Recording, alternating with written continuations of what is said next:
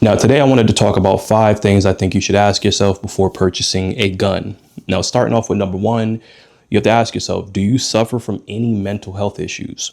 And I'm not talking about just anxiety. I'm talking about the more severe ones, bipolar disorder, schizophrenia, multiple personality disorder. Do you suffer from any forms of psychosis? Like, these are things that you have to think about, because every person that suffers from mental health issues, they don't always get the help that they need. They don't always get admitted into hospitals. They're not always taking medication.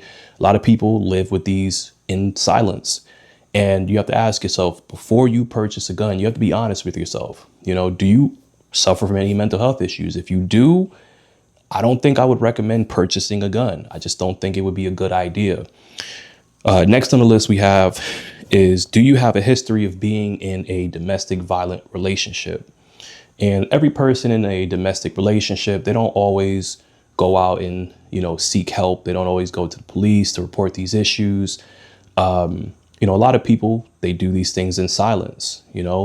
Plenty of people getting beat on, a lot of people doing the beating, and no one knows. If you're someone that is getting abused, or you're the one that's doing the abusing, do you really want to bring a gun into that home? That could, result in the loss of life. So that's something to think about too. If I'm not mistaken, don't quote me on this. If I'm not mistaken, I think that in Connecticut, if you have an active restraining order against you, I do not believe that you can purchase a gun. But I got to double check on that one. Now, next on the list we have is, are you willing to study the gun laws? Meaning, not just study the state laws, but study the federal laws too. I've said this before, you do not want to go into a gun store and purchase an AR pistol, and then at the same time, you go and grab a little butt stock off the wall, and then you put that stock on that AR pistol, and now you have an unregistered short-barreled rifle. And that could result in some prison times.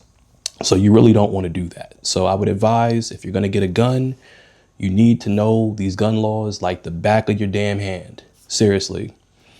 Next on the list we have, are you willing to properly store your firearms away, especially for those that have small children? It's really irritating when I see these stories about, small children getting access to firearms and taking their own lives, or taking their siblings' lives or someone else around. It's a preventable situation. Kids are very curious. They're constantly touching things.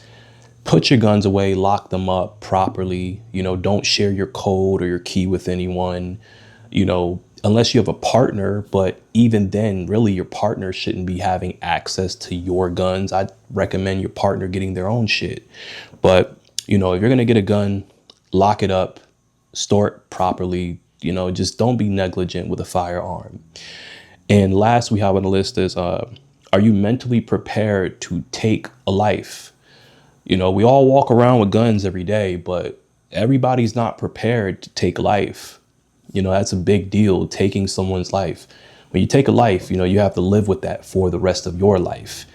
And, that could be a very detrimental thing. Some people, they could take a life without even blinking, without even thinking about it. But for some people, they could take a life and that could haunt them for the rest of their lives.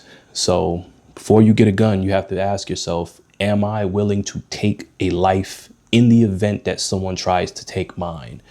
If you're not prepared to take a life, I don't recommend getting a gun.